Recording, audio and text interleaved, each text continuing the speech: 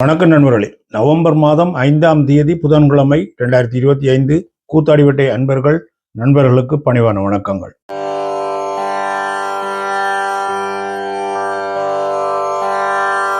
இன்றைய செய்தியில கொஞ்சம் பழைய செய்தி தான். ஆனாலும் அந்த பழைய செய்தியா இருந்தாலும் அந்த பழைய செய்திகளுக்குள் சில புதிய விடயங்கள் வந்திருக்கிறபடியால் நான் அந்த விடயத்தை கொண்டு வரேன். உங்களுக்கு தெரியும், சங்குப்புட்டி பாலத்தில் இறந்த பெண்ணுடைய செய்தி அது ஒரு பழைய செய்தி. ஆனால் அதை அவ பற்றிய செய்திகள் வேறு மாதிரி வந்து திரிவுகளில் வந்து இன்றைக்கு ஒரு தகவல் ஒன்று வந்திருக்கு. இது கூட சரியோ தெரியல. இன்றைக்கு ஒரு தகவல் ஒன்று வந்திருக்கு, அதை பற்றிய செய்தி ஒன்று. அடுத்ததாக வவுனியா கல்மடு பகுதியிலே ஒரு பெண் ஒன்று கொலை செய்யப்பட்டிருக்கிறா, அதை பற்றின ஒரு தகவல் உண்டு. மூன்றாவதாக இந்த போதைப்பொருள் வர்த்தகத்தில் ஈடுபடுபவர்கள் உடனடியாக சரணடைந்து விடுங்கள் அல்லது வியாபாரத்தை கையை விட்டு விடுங்கள், இல்லை என்றால் மிகப்பெரிய பாரதூரமான பிரச்சனையில கொண்டு போய் முடியும் என்று சொல்லி எச்சரிக்கை கொடுக்கப்பட்டிருக்கிறது ஜனாதிபதியால். அது ஒரு செய்தி. அடுத்ததாக இன்றைக்கு அனுர குமார திசநாயக்கா தான் இந்த பாதாள உலக குழுக்களை வளர்த்து கொண்டிருக்கிறார். அவருடைய அனுசரணையில தான் இந்த பாதாள குழுக்கள் இயங்கி கொண்டிருக்கான்னு சொல்லி இப்பொழுது எதிர்கட்சியாக இருக்கக்கூடிய ஒரு முக்கியமான எதிர்கட்சியாக இருக்கக்கூடிய மொட்டு கட்சியினுடைய முக்கிய ஒரு பிரமுகராக இருக்கிற நாமல் ராஜபக்ச சொல்லியிருக்கிறார். இந்த பாதாள உலக குழுக்களை எல்லாம் வளர்த்து விட்டது அல்லது நடத்தி கொண்டிருக்கிறது முழுக்க அனுர குமார திசநாயக்காவினுடைய அரசாங்கமும் அவரும் தான் என்று சொல்லி ஒரு குற்றச்சாட்டை வைத்திருக்கிறார்.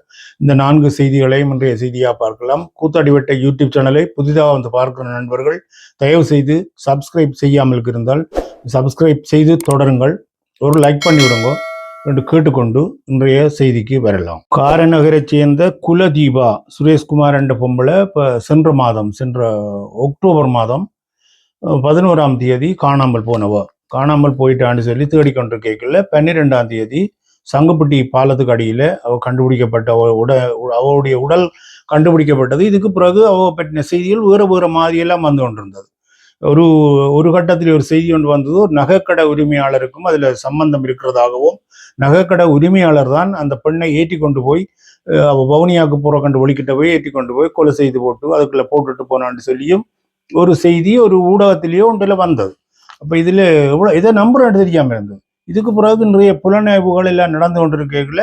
இன்றைக்கு வருது செய்தி என்னன்னு சொன்னால், யாழ்ப்பாணம் குப்புளானை சேர்ந்த ஒரு தவில் வித்துவானுக்கும் அந்த பெண்ணுக்கும் எங்கேயோ ஒரு இடத்துல ஒரு லிங்க் ஒன்று கிடைச்சி அவர்கள் 2 பேரும் தொலைபேசி உரையாடல்ல நட்பாக இருந்திருக்கிறார்கள் என்று சொல்லியும், அது நாளடைவிலே அவர்களுக்கு வேறு விதமான ஒரு ஒரு பரிமாணத்தை கொண்டு வந்து அவர்கள் ஒரு காதலர்கள் மாதிரி மாறிவிட்டார்கள் என்ற மாதிரியும், அதிலிருந்து அவர்கள் நேரடியாக சந்தித்து கொண்டதாகவும் சில இடங்களில் இப்படி இருந்துதான் இந்த கடைசியாக இந்த அக்டோபர் மாதம் 11ஆம் தேதி இந்த பெண் வவுனியாவில் நடக்கிற ஒரு பிறந்த நாள் விழாவுக்கு போறதாக சொல்லி போட்டு தன்னுடைய கணவருக்கும் பிள்ளைகளுக்கும் சொல்லி போட்டு ஒழிக்கிட்டு வந்திருக்கிறா. ஒழிக்கிட்டு வந்து யாழ்ப்பாணம் பகுதியில் தலைமைச் செயலர் யாழ்ப்பாணத்தினுடைய கச்சேரிக்கு முன்னுக்குள்ள ஒரு நிறுவனத்தில் ஒரு காரண்ட வாடகைக்கு எடுத்துக்கொண்டு போயிருக்கிறோம் என்று சொல்லியும் இந்த பெண்ணை கொண்டு போய் இவர் துஷ்பிரயோகம் செய்து உடல் உறவு கொண்டிருக்கிறார் என்ற மாதிரியும் சில பேர் சொல்லினும், இன்னும் சில நண்பர்களை கூட்டிக் கொண்டு போயும் அந்த பெண்ணோட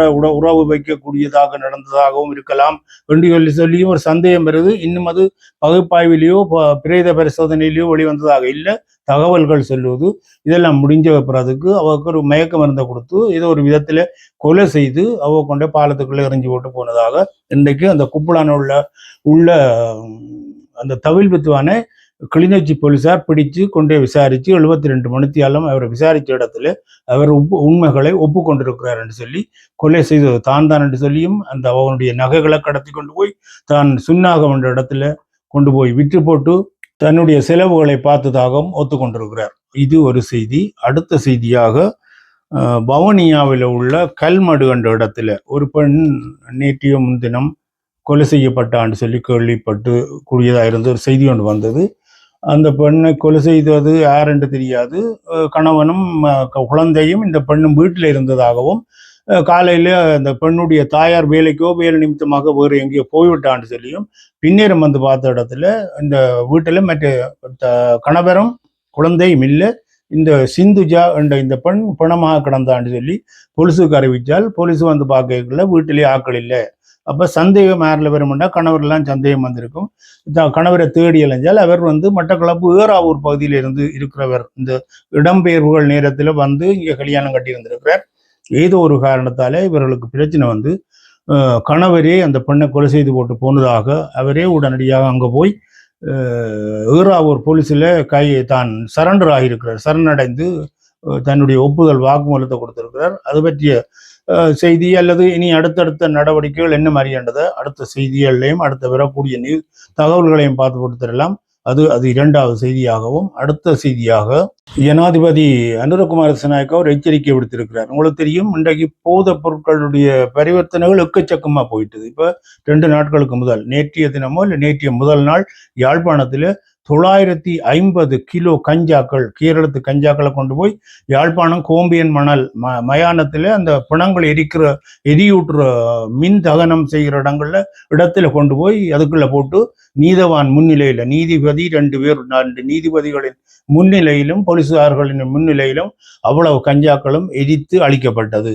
அப்போ இந்த போதைப் பொருட்களை என்ன நடக்குது, இப்படி வர்ற கஞ்சாக்கள் எல்லாம் எங்கே போட்டுதும், ஐஸ் போதைப் பொருள் எல்லாம் எங்கே போட்டுதுன்னு சொல்லி சமீபத்தில் ஒரு அரசியல்வாதியும் ஒரு கேள்வி எழுப்பியிருந்தவர். நானும் யோசிச்சேன், நான் இதெல்லாம் என்ன செய்கிறாங்களான்னு சொல்லி.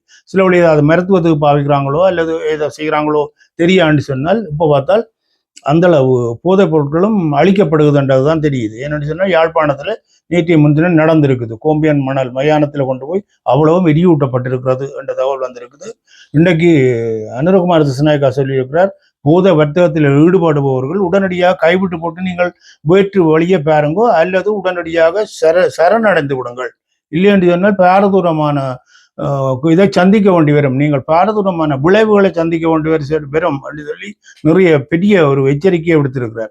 இது மிகப்பெரிய ஒரு அச்சுறுத்தல் இலங்கைக்கு. இந்த போதைப் பொருட்கள் இப்படியே தொடருமாக இருந்தால் இந்த நாட்டில் உள்ள மக்களையும் அழிச்சு, இந்த நாட்டையும் அழிச்சு, அந்த போதைப் பொருள் வர்த்தகம் செய்கிறவரும் ஒரு காலத்தில் இந்த போதைப் பொருளாலே அழிகிறவராக போவார் என்றபடியால் போதைப் பொருளை அழிக்க வேண்டிய கட்டாயம் நாட்டின் தலைவராக இருக்கக்கூடிய ஜனாதிபதிக்கு இருக்கிறபடியால் அவர் ஒரு கடுமையான எச்சரிக்கையை விடுத்திருக்கிறார். இந்த எச்சரிக்கை இப்போ ஓரளவுக்கு தெரியுது. போலீசார் பிடிச்சால் லஞ்சம் வாங்குறது இல்லை, பிடிச்சால் கொண்டு போய் ரிமாண்டில் போடப்படுது, விசாரணை வளையத்துக்கு கொண்டு வரப்படுது, பறிமுதல் செய்தவர்கள் தயவு தாட்சணியம் பாராமல் நீதிமன்றத்தில் நிறுத்தப்படுகிறது, கொண்டு விளக்க முறையில் தள்ளப்படுது. அப்போ இதில் பார்த்தோன்னே எல்லாருக்கும் ஒரு பயமும் வந்துட்டுது. இந்த நாடு ஒரு நல்லா வந்துடும் என்ற ஒரு நம்பிக்கை இருக்குது. சரி நண்பர்களே, அடுத்த இன்னும் ஒரு செய்தியை சொல்லிக்கொண்டு இந்த செய்தியை முடிக்க இருக்கிறேன். அடுத்த செய்தியாக ஆட்டை கடிச்சு என்று சொல்லி மனுஷனை கடிக்கிறேன்னு சொல்லி இந்த போதைப் பொருட்களினுடைய தாயகம் அல்லது உற்பத்தியாளர்கள் அல்ல அனுசரணையாளர்கள் யார், இந்த பாதாள உலக குழுக்களின் நண்பர்கள் யாரென்று உங்களை கேட்டாலும் சரி, யாரை கேட்டாலும் சரி, எல்லாரும் சொல்லுவேணும் இது அனுராவினுடைய ஆட்சிக்கு முதல் இருந்த ஆட்சிக்காரர்கள் தான். அது ரணில் விக்ரமசிங்காவா இருக்கட்டும், மற்றது அதுக்கு முதல் இருந்த கோத்தபாய அல்லது மஹிந்த ராஜபக்ச என்று கேட்டாலும் கூடுதலாக ஆக்கள் சொல்றது நாமல் ராஜபக்சவுக்கு இதோட தொடர்பு இருக்குது. இந்த போதைப் பொருள் உற்பத்தியாளர்களுடைய ஊரை கேட்டாலும் எல்லாம் மஹிந்த ராஜபக்சவனுடைய ஊர்ல இருந்து தான் பெரியணும். அப்ப அவர்கள்தான் இந்த இதுல குற்றவாளிகளாக காணப்படணும்னு சொல்லி மக்களுக்கு ஒரு தெளிவு இருந்து கொண்டே இருந்தது. இன்றைக்கு நாமல் ராஜபக்ச ஒரு குற்றச்சாட்டு சாட்டுறார். என்ன மாதிரி என்று சொன்னால், அனுரகுமார திசாநாயக்காவினுடைய என்பிபி அரசாங்கத்தினுடைய அனுசரணை உடனேயே இப்பொழுதைய பாதாள உலக குழுக்கள் செயற்படுகின்றன என்று சொல்லியும், இனமறியாத நபர்கள் சுட்டுக் கொல்லப்படும் போது அனைவரும் பாதாள உலக குழுக்களுடன் சம்பந்தப்பட்டவர்கள் என்று சொல்றதெல்லாம் ஒரு பலவீனத்தினுடைய வெளிப்பாடுதான். இவர்கள் ஆக்களை சும்மா கண்டவரைகளையும் சுட்டு கொண்டு போட்டு இது பாதாள உலக குழுக்கள் தான் என்று சொல்லி சொல்றதெல்லாம் இது தங்களுடைய ஆக்களை வச்சுக்கொண்டு எதிரிகளையும் தங்களுக்கு விரோதமானவர்களையும் எதிர்கட்சியில் உள்ளவர்களையும் அழிக்கிறதுக்காக அப்படி நடவடிக்கை செய்து கொண்டிருக்கணும். இவைகள் எல்லாம் ஒரு செயற்கையாக இந்த நடவடிக்கைகள் நடக்கிறது. இப்ப இருக்கிற பாதாள உலக குழுக்கள் யாருன்னு பார்த்தால் அது உங்களுக்கு என்பிபி காரணம் அனுரகுமார திசாநாயக்க அவனுடைய ஆக்கள்லாம் இருக்கணும். அவர்களை வச்சுக்கொண்டு இது எதிர்கட்சிக்காரர் என்று சொல்லி எங்கள் மீது பழியை சுமத்துறதுக்காக எப்படி செய்யணும்.